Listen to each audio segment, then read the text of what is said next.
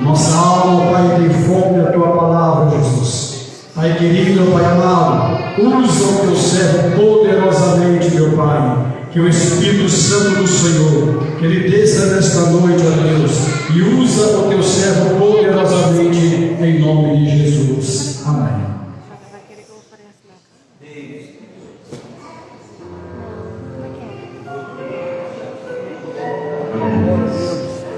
Graças a Deus pela oportunidade que nos concede, Eu salvo os inimigos com a paz do Senhor. Eu gostaria para nós juntos cantarmos um louvor. Nós estamos hoje um culto intitulado Culto de Missões, e nós vamos adorar a Deus, o profeta, dos profetas menores, um livro bem conhecido, o livro de Jonas, capítulo 1. Vamos tentar aproveitar o texto, capítulo 1 e também o capítulo 4. Vamos fazer a exposição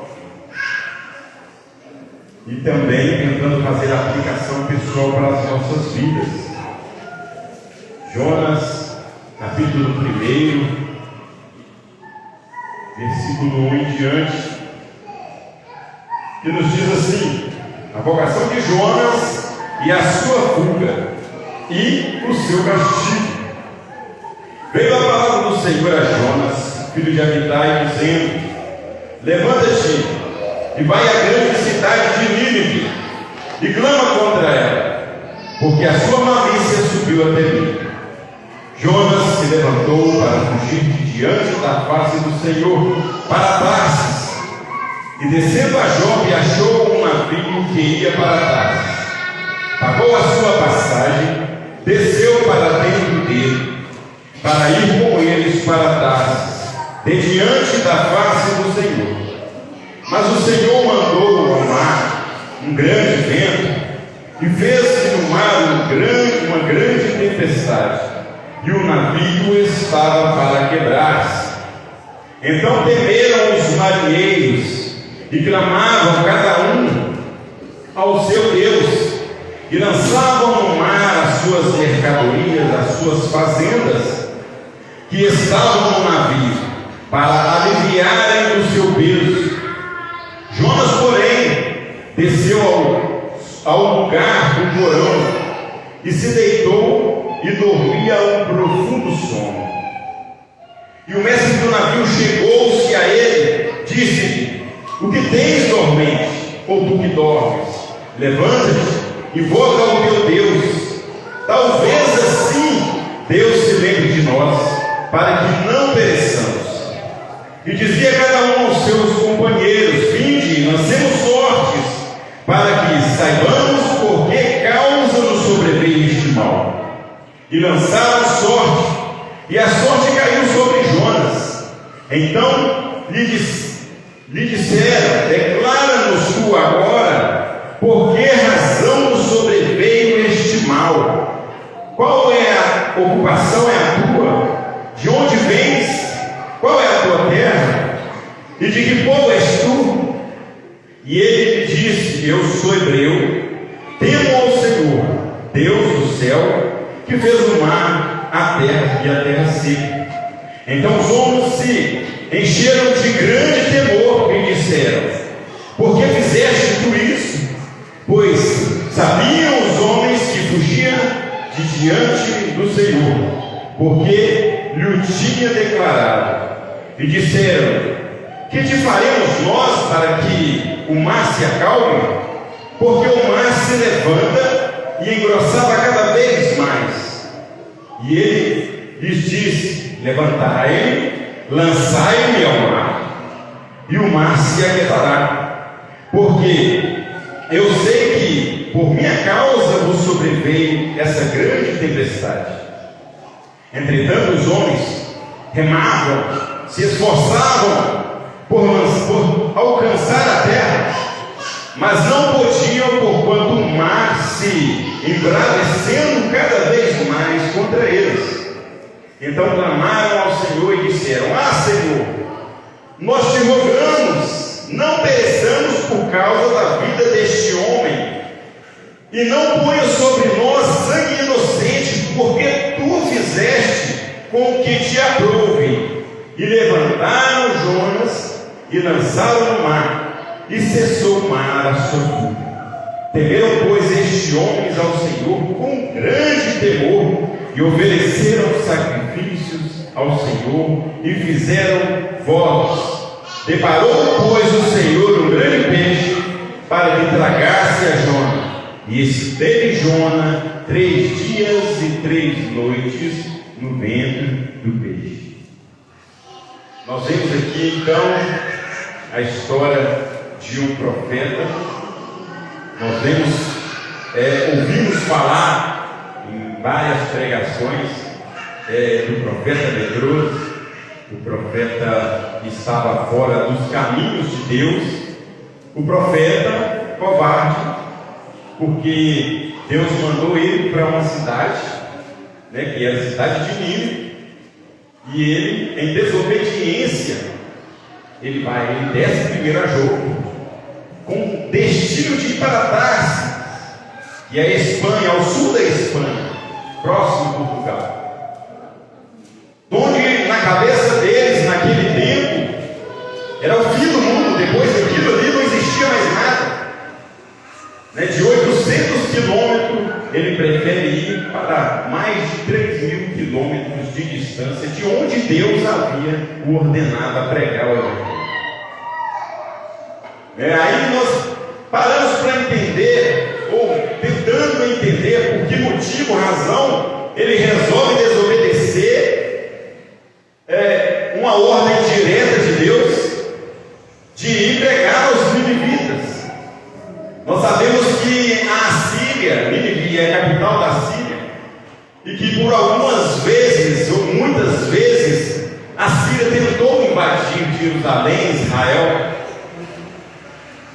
E a ideia e a estratégia de todos os reis, quando se invadiam uma cidade, uma nação, era de destruir primeiro seu rei, depois os profetas e os líderes religiosos, os templos.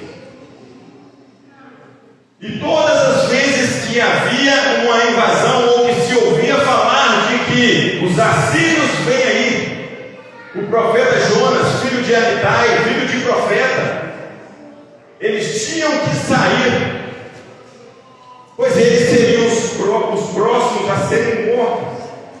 Então, fugiam toda a família, porque eles seriam os próximos a ser mortos. Então, Jonas, desde a sua infância, ou desde algum tempo, ele criou essa resistência contra os assírios. Ele era um homem que temia a nação, um homem que adorava a um Deus, e que ele era exclusivo. Ele pensava que Deus era exclusivo daquela nação, de que eles tinham a preferência, a prioridade, e não era bem assim os planos de Deus.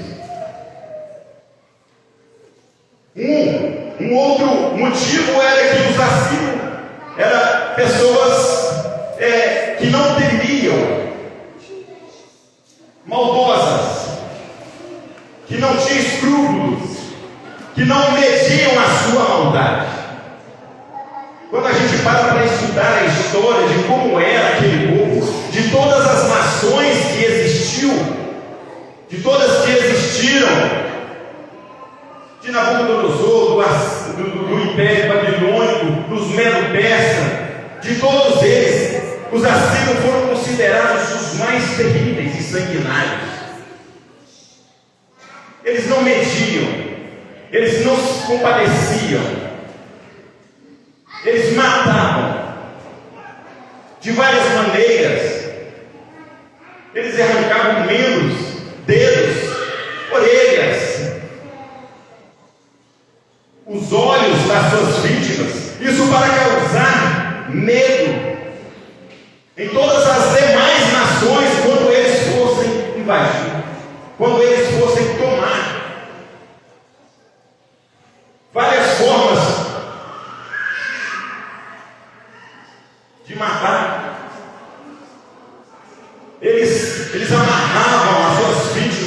entre os cavalos e esticavam elas. Eles tiravam as peles das pessoas vivas. E um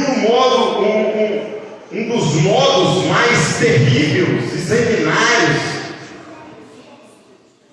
é o modo de empalamento.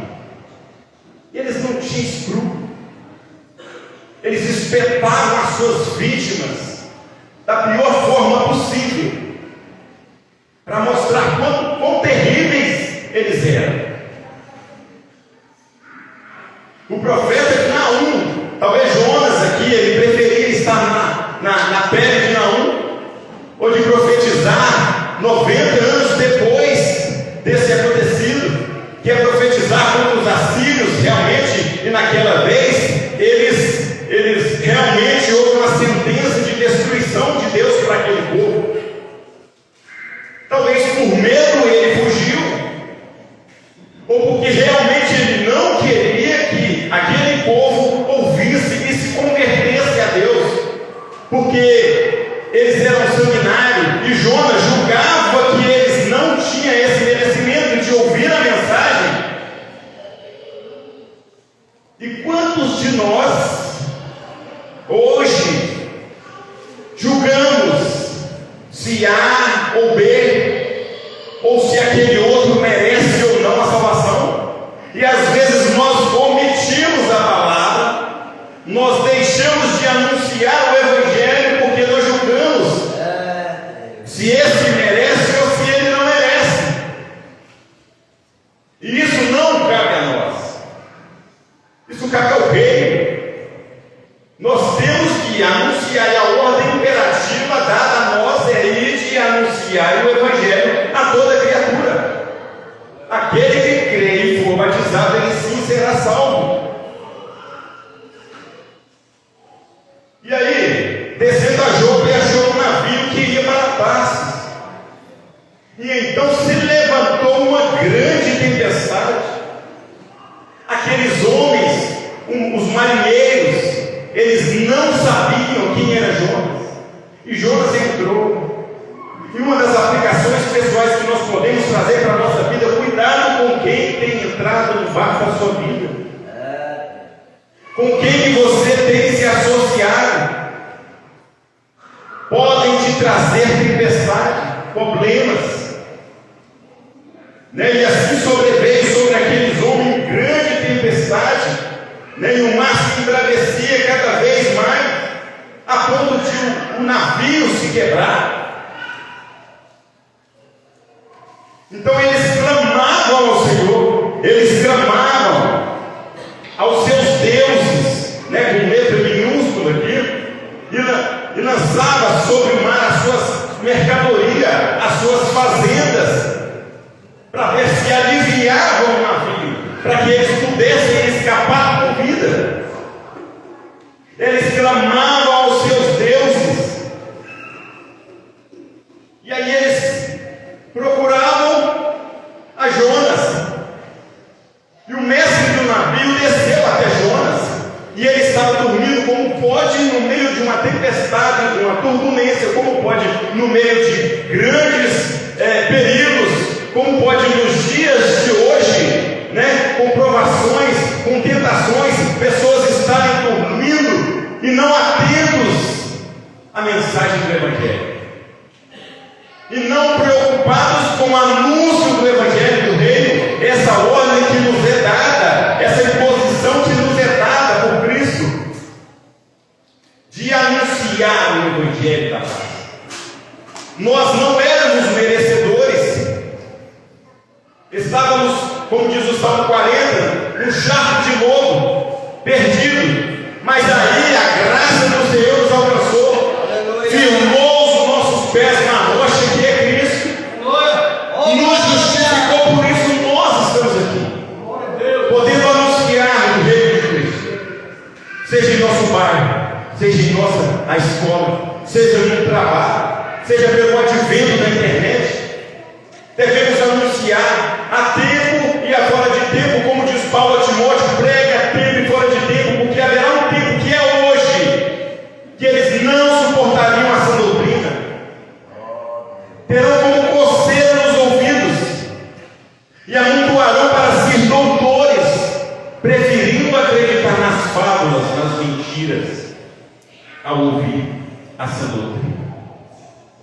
E aí você vê pessoas, igrejas inchadas,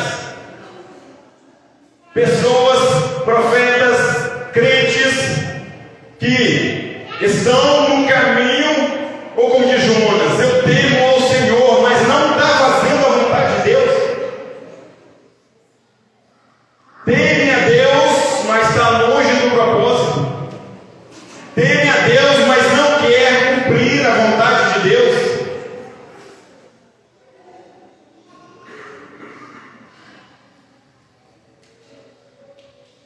Até este momento, Jonas não tinha orado desde o início do capítulo.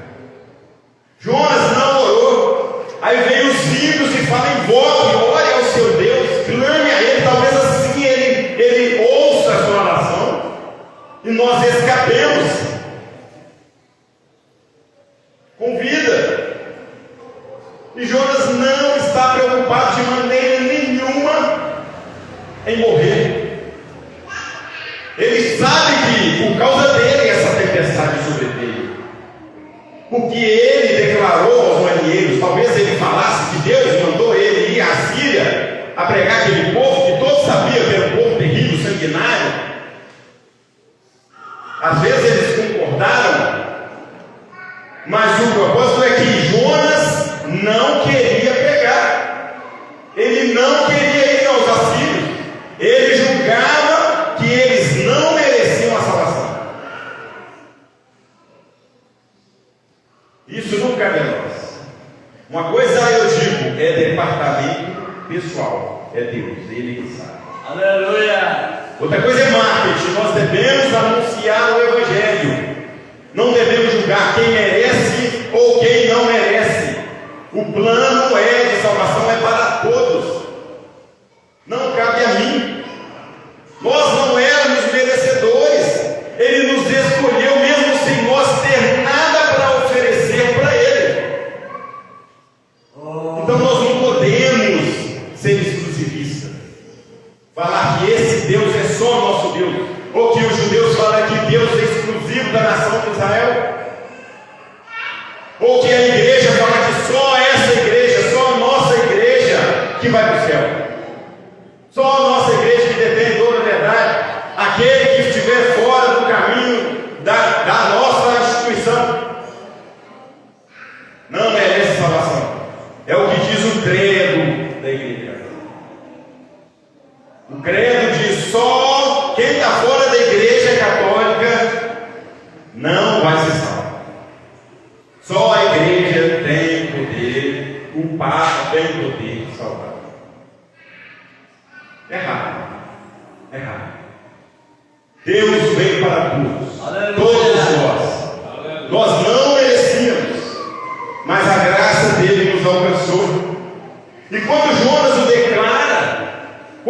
declara para eles, veio um grande temor a eles. Eles temeram a tempestade, mas quando Jonas falou que ele servia a um Deus, ao Deus dos céus, da terra e do mar, eles temeram com um grande temor.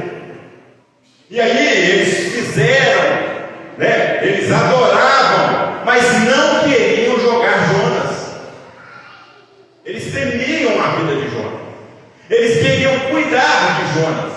E eles se esforçavam para alcançar a terra. Provavelmente estava próximo ainda. Mas cada vez que eles tentavam aproximar da terra, a tempestade mais ainda se embrandecia. Porque o plano de Deus é que Jonas fosse jogado no mar. E assim eles o fizeram. Lançaram Jonas no mar. E até então, Jonas ainda não orou. Jonas ainda não clamou a Deus. Talvez ele pudesse se arrepender e tentar entender o plano de Deus, mas não. Ele sugere: não, eu morro por aqui, me joguem no mar. Mas não queria levar o evangelho à nação estranha. Lembrando que Jonas foi o primeiro profeta a sair de Jerusalém. É o primeiro profeta a fazer missões transculturais, foi ele. A uma terra que é desconhecida, uma terra que não se temiam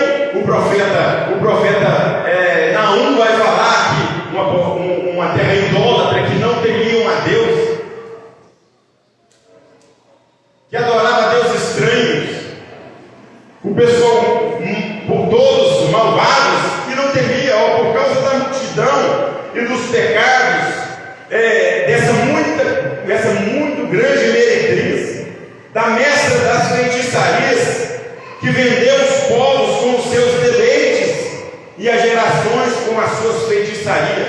Essa cidade ensanguentada, ela está cheia de mentiras e de rapina. É o que o profeta declarou, é o que a cidade era. E Jonas não queria, insistia que não levaria a mensagem do Evangelho. Ele era exclusivista, patriota, e não queria dividir o Deus dele, que eles eram especiais, e não é assim conosco. Nós sabemos que esse Evangelho do Reino, ele tem que alcançar todos, a graça é para todos. Por isso nós devemos, a tempo e fora de tempo, anunciar o Evangelho de Cristo. Então ele foi lançado no mar. Então Deus deparou um grande peixe que o tragou, e do ventre do peixe, a primeira oração de Jonas, em forma de salmos, que ele conhecia bem os salmos, ele conhecia bem. E eu gostaria de ler Salmo 139, versículo 7. O Gil, se puder, por favor, colocar na tela. Salmos 139, versículo 7. Aleluias. Aleluias. Para onde irei do teu espírito? Ou para onde fugirei da tua face?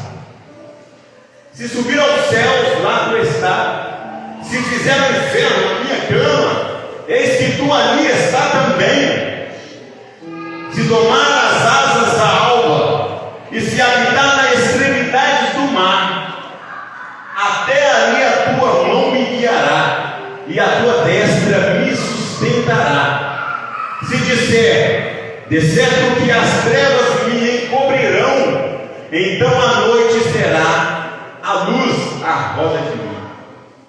Nem ainda as trevas me encobrem de ti, mas a noite resplandece como o dia. As trevas e a luz são para ti a mesma coisa. Numa das pregações de Cristo, quando ele fazia vários milagres, e aí as pessoas se riam dele, e aí ele perguntou e disse a Simão: vós quereis ir também?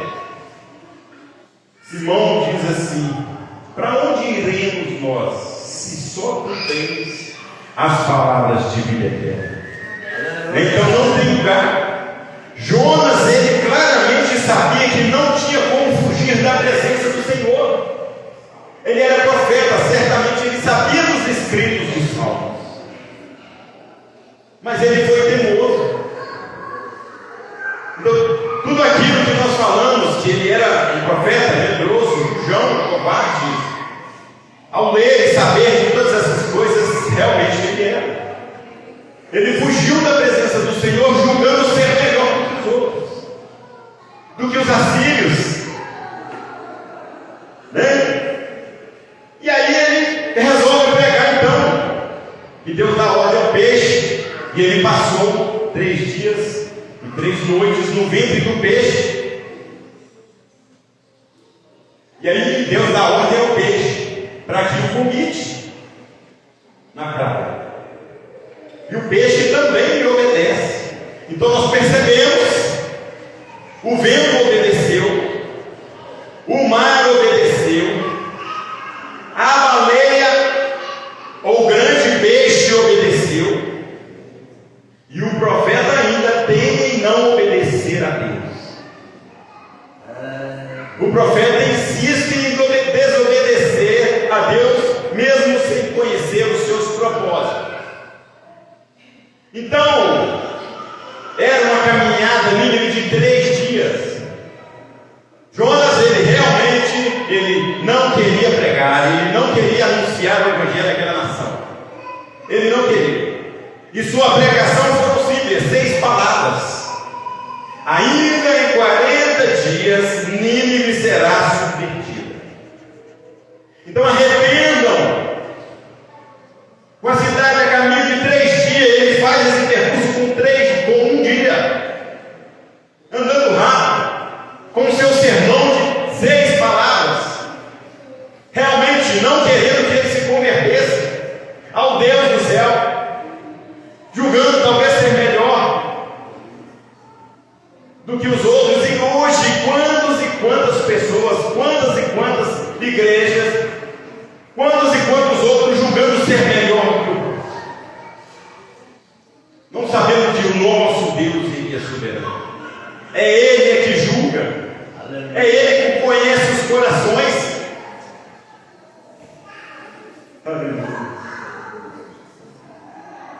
E através dessa pregação, um sucesso que ele não esperava, um sucesso que todo pregador ele queria, a conversão de uma nação, de uma cidade inteira com somente 6 palavras. Eles se arrependeram e se converteram e se lançaram em cinzas e fizeram sacrifícios ao Deus do céu e temeram com muito temor ao Deus do céu. E eles se converteram e Jonas ficou indignado com o sucesso da sua pregação. Quantos nos dias de hoje queriam ter esse sucesso de pregar a 100, a 1000 pessoas, e uma nação inteira se converteu ao Evangelho do Reino, e Jonas não está contente com o sucesso da sua pregação. E realmente ele não queria que os assírios se convertessem.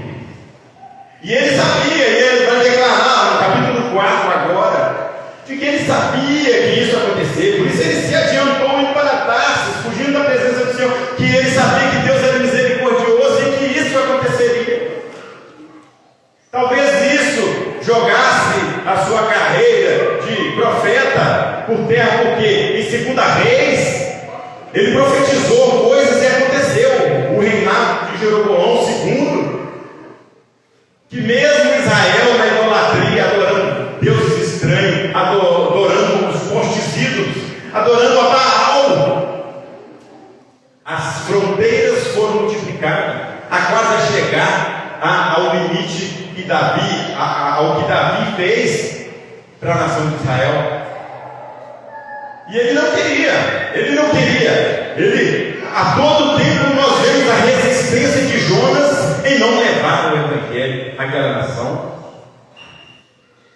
Então, com o sucesso da sua pregação, com toda aquela nação, mais de 120.000 homens, que não sabiam discernir entre a sua mão direita e a sua mão esquerda, eles se converteram. Capítulo 4 inicia-se com o descontentamento de Jonas, mas desgostou-se Jonas extremamente disso e ficou todo ressentido. E aí a próxima oração de Jonas, e orou ao Senhor, disse: não foi isso que eu te disse? Por isso me adiantei indo para Tarsis, fugindo da presença do Senhor, porque ele sabia que eu, misericordioso, longânimo, grande em iniquidade, e que te arrependes do mal, que me traz à memória bondade, benignidade, fé, mansidão, temperança, domínio próprio, amor e paz. Paulo vai falar claramente disso, e esse é o Deus que nós servimos. Um Deus compassivo, um Deus misericordioso, e que nos dá graça e nos justifica mesmo sem nós merecermos, que nós não merecíamos. Nós éramos as mãos vazias, que estendendo pedindo Deus algo para poder oferecer para Ele, que nós não temos nada de nós para poder oferecer. Nos é dado essa graça através de Jesus Cristo, que nos justifica, que foi a nossa propiciação, aquele a qual Deus agradou morrendo naquela cruz. Nós realmente não somos E se pedirmos a Deus o que é nosso por direito, nós merecemos a condenação. Mas a graça nos alcançou. E Jonas ainda não entendeu isso. Jonas ainda não entende. E ele está descontentado com Deus e com toda a situação, porque ele saiu de lá, de Nínive. Ele saiu de Jope, né, para poder pregar a Nínive. 800 quilômetros de distância para ver o que ele não queria ver, o sucesso da sua pregação. E pessoas se convertendo a Deus, e pessoas mudando de vida.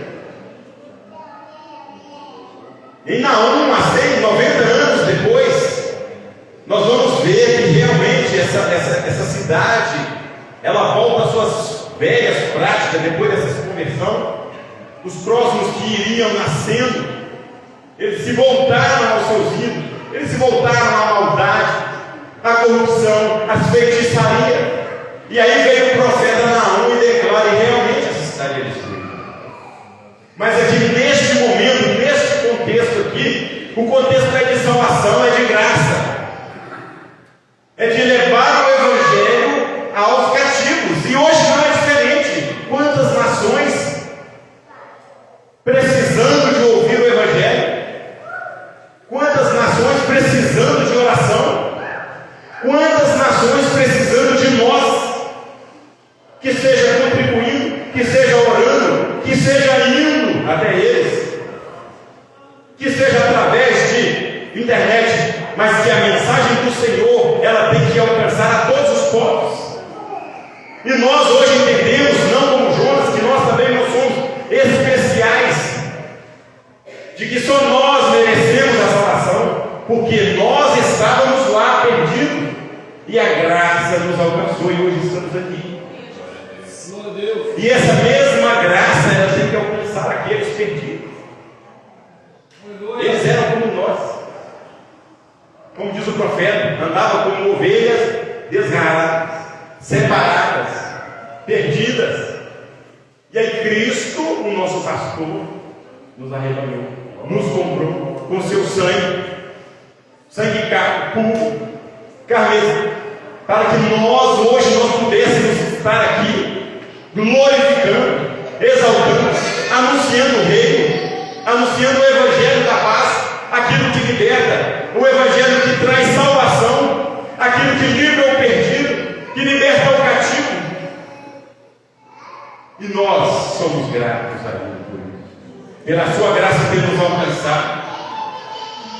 E nós observamos de que todos nós temos essa obrigação de anunciar o Evangelho a todos, quando seja no trabalho, seja na escola, a tempo e a fora de tempo. E aí então, com esse descontentamento de Jonas, Deus faz nascer uma planta, porque Jonas ele saiu e foi lá para o alto, para poder observar e ver a destruição da cidade.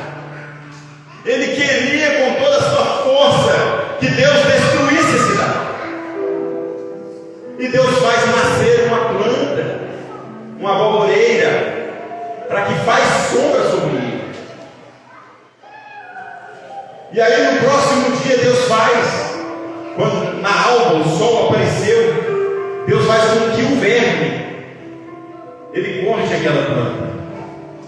E mais uma vez a gente vê o descontentamento de Jonas.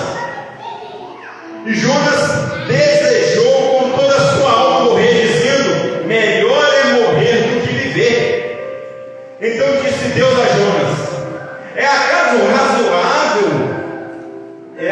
razoável essa sua indignação por causa da alvoreira? Ele disse: é justo sim, a ponto de eu morrer. E essa planta morreu. E Deus fala assim: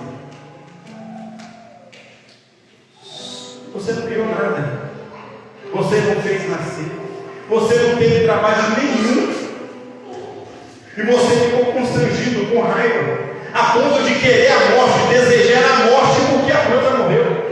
E eu não terei pena daquela grande cidade de Nínive, de onde há mais de 120 homens que não sabem discernir entre a sua mão direita e a sua mão esquerda. Deus mostra para ele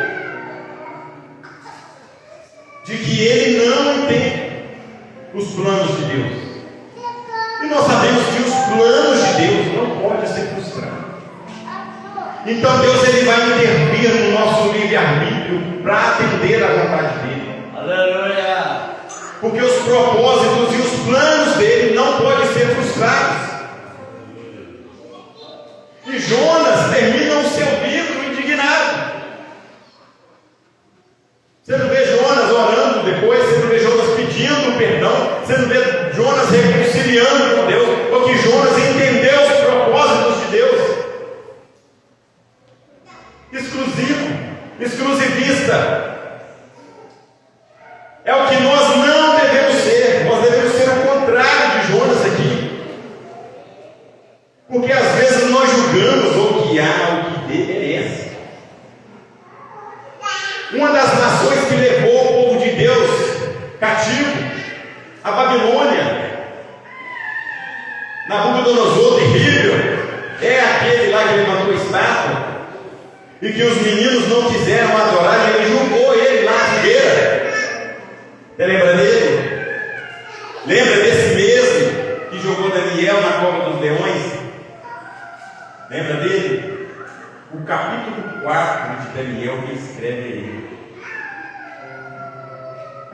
Nação estranha.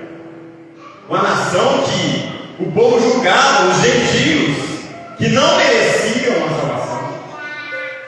É certo que algumas vezes, esporadicamente, Deus concede essa salvação a algumas nações específicas, mas não até Cristo ainda. Quando Cristo diz que importa que eu seja levantado, sinalizando de que morte ele havia de morrer, aí sim atrairei todos a mim, todos os comprados, os remidos, os escolhidos, os eleitos. Ele vai atrair a ele, incluindo Nabucodonosor. Capítulo 4, hoje o Gil vou pedir novamente que ele pode colocar para nós. Daniel, capítulo 4. Profeta Daniel, capítulo 4, vai nos falar. É claro, então nós não podemos ser exclusivistas de achar que nós somos melhores, de que eu prego melhor, de que a nossa igreja é melhor do que a outra. Nós temos é que pregar a palavra. E os membros, eles têm que analisar a Escritura, porque julgamos ter nela a chave da vida eterna. E o meu povo se perde por falta do conhecimento, mas Paulo é claro quando ele avisa que nos últimos dias seria assim, que eles amontoariam para si doutores e preferindo acreditar nas fábulas. Seria assim. Mas mesmo assim nós temos que anunciar o Evangelho de Cristo. Aí, Nabucodonosor, rei de todos os povos, nações e línguas que moram em toda a terra, paz seja multiplicada, pareceu-me bem fazer conhecidos os sinais e maravilhas que o Deus Altíssimo tem feito para comigo. Quão grandes são os seus sinais, quão poderosas as suas maravilhas. O seu reino é um reino sempre eterno, e o seu domínio de geração a geração. Eu, Nabucodonosor, estava sossegado na minha casa e próspero no meu palácio. Quem imaginaria que o rei da Babilônia passaria na cabeça de um dos judeus, passaria na cabeça de nós, servos de Deus, um daquele rei, daquele sanguinário que não temia, que servia a outros deuses estreleiros, nos ensinando e mostrando que a graça de Deus é para todos.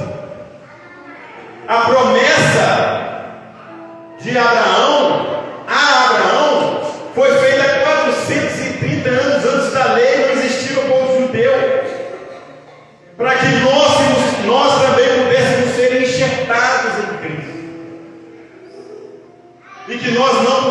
fazer igual Jonas e pensar que somente aquela nação. Os planos de Deus vai além do que os nossos planos. Nós temos que entender isso. Nós temos que confiar em Deus e saber que Ele sempre faz e sempre fará o melhor para nós e para a sua igreja. Então devemos temer a Deus, cumprir os seus propósitos e os seus desígnios, as suas vontades, sabendo e confiando que Ele é soberano e infinito, e de fazer infinitamente mais do que pedimos ou pensamos. Então nós entendemos aqui que, primeiro, devemos estar dispostos a levar o Evangelho de Cristo e cumprir a vontade de Deus a todo tempo, em todo lugar, como se fosse, como diz o pastor Anderson, como se fosse o último dia de nossas vidas. É com todas as nossas forças, é com todo o nosso entendimento, é levar o Evangelho a todos, a todos. É felicidade em que o cativo seja liberto. A desobediência atrai fracasso. Devemos obedecer, devemos congregar. Ser o batismo é ordem do Senhor. E quantos nos dias de hoje têm feito igual Jonas? Dizem que temem a Deus, mas não estão participando, não estão congregando, não estão ceando, em desobediência. E aí nós falamos de Jonas, nós julgamos o profeta, nós falamos e batemos no peito que somos melhores, dizemos que se fosse com Adão e Eva eu não faria, quando nós temos a oportunidade de fazer o certo e não fazemos. Como temos a oportunidade de levar o Evangelho que os anjos queriam trazer, e foi dada essa obrigação a nós. Deus é misericordioso e nos dá um recompensa. Sempre Ele nos dá uma oportunidade de recomeçar.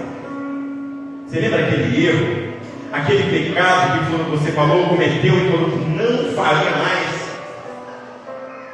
E novamente a gente cai no mesmo erro. E vem a graça do Senhor e nos dá mais essa oportunidade de recomeço, de consertar, de anunciar o Evangelho de Deus. Então a graça de Deus é infinita e pode alcançar a todos. Aleluia. O que cabe a mim, o que cabe a você, o que cabe a nós, o que cabe a todos, é levar o Evangelho. E aqueles ainda que não se converteram, aqueles que não estão congregando, aqueles que não têm igreja, o Evangelho foi pregado somente com 6 palavras, e eles se converteram. E nos dias de hoje está aqui quem é maior do que Jonas? Cristo, a mensagem de Cristo. E em Mateus está escrito que no último dia os ninivitas ressurgirão e serão prova contra essa geração, que somente com o testemunho, com a pregação de Jonas eles se converteram. E nós aqui temos um Evangelho completo, um cano fechado, todos os livros, todas as cartas, todas as epístolas. E às vezes nós somos pior do que Jonas. O que cabe a nós então é pregas a dentro e a fora de Deus. Aleluia. Eu agradeço a oportunidade e que Deus continue abençoando toda a igreja e que possamos, na dispensação do Espírito, estar buscando sempre como agradar a Deus, como levar o Evangelho, como dispor que o Evangelho chegue às demais nações. Orai ao Senhor da Seara para que Ele nos servimos. Aleluia. Aleluia.